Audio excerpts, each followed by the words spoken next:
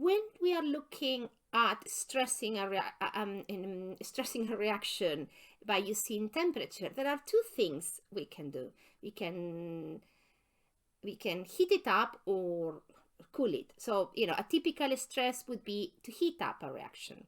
So, depending on the reaction is endothermic or exothermic, it will behave in a different way. If you have an endothermic reaction, so let's imagine that our reaction A plus B to give you C, and it's an equilibrium, and this is an endothermic reaction. And hopefully you remember that endothermic reactions enthalpy change is is a positive number. So this is an endothermic reaction. What will happen? Well, if a reaction is endothermic, heat is a reagent. If you want the reaction to happen, you will have to heat it up.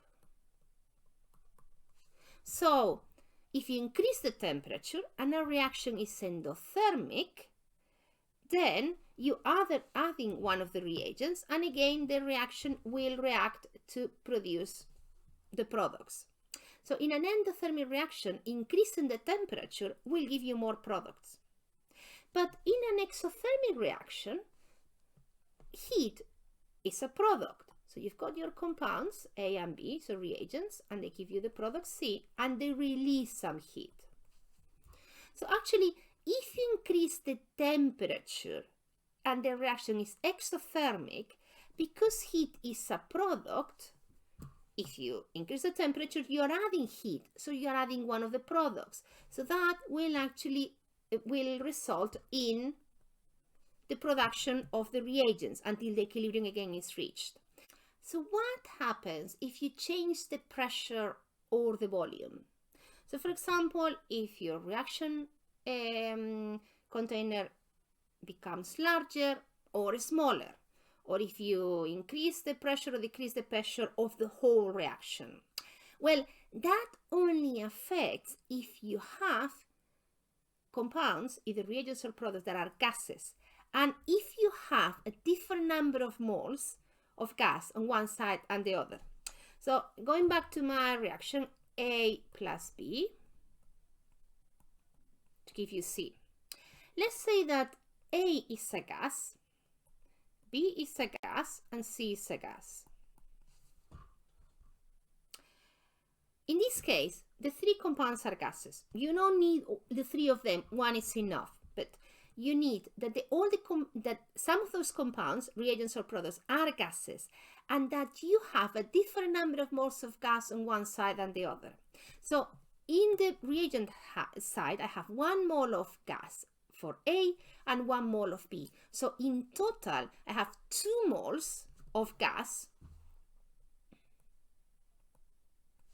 in the reagent side, and I only make 1 mole of C. So I have 1 mole of the product side. That would be a reaction in which a change in pressure and volume would have an effect. If none of them were gases, or only a few of them were gases, but if you had the same number of moles of gas in the reagent and the products, changing the pressure and the volume would have no effect, because it will affect, either they would not affect them at all, solids and liquids, or in the case of gases but the same number of moles, it would affect them in the same way. There would not be preference to shift the equilibrium towards one side and the other. It is when you have a different number of moles of gas in one side and the other, it makes an effect. So if you increase the volume, let's say that you have a larger container, then you have more space. If you have more space, it will go to where it has a higher number of moles. In this case, is my reagent side, because you have more space, a larger volume, a larger reaction vessel, and that's how you kind of think about it. Do I have more space for my gases? And if the answer is yes, well, it will shift towards the side of the equation that occupies more space, occupies larger volume. For this reaction, if you actually went for a smaller volume, so a smaller container, then it will shift to the side of the reaction that has the fewer number of moles. And in my case, for this reaction, is the right. So it's no right and left. Critically is because I have more moles on the reagent side than the product side. So the effect of volume, if it's a larger volume, it goes to the side that has the highest number of moles. If it's a smaller volume, to the side that has the smallest number of moles. What about pressure? Well, if you increase the pressure, that you can do that, for example, by making a smaller container, so there is less space for for the gases to move. If you increase the pressure of the whole, not individual number of moles, etc., no, as the whole, for example, by making a much small, putting it in a much smaller container or increasing the pressure across the whole vessel, then it will go to the side of the equation that has the fewer number of moles. So in this case, in my case, increasing the pressure on this particular reaction, because the lowest number of moles are on the product side, would move my reaction to the right. And the same, if I lower the pressure, let's say I go back to a larger container, then if I lower the pressure, then it will go to the side of the reaction that has the highest number of moles. And in my case, is the reagent side, so it will shift towards the left.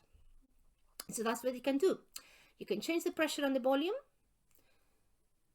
and that will only affect if you have gases as reagents or products and a different number of moles in the reagent and the product side. You can change the temperature, and that will affect differently if your reaction is endothermic or exothermic, because in an endothermic reaction, heat is a reagent, and in an exothermic reaction, heat is a product. And it will affect if you change the quantities, the concentrations of the reagents or the products. And again, it will go to whatever side it is to counteract that additional reagent or additional product you have put. And that's how you can play with the equilibrium. Eventually you will reach equilibrium again, because that's what the reaction is, the stable point in the reaction. The equilibrium constant will be the same, it only changes with temperature, but in the process you will have a different amounts of reagent and product. The proportions of reagents to products will be the same, whatever the equilibrium constant tells you it is, but the individual quantities of reagent and product will change as a result of that stress, of that disturbance of the equilibrium. And this is all from me. As usual, if you have any questions, just drop me an email. And thank you for watching.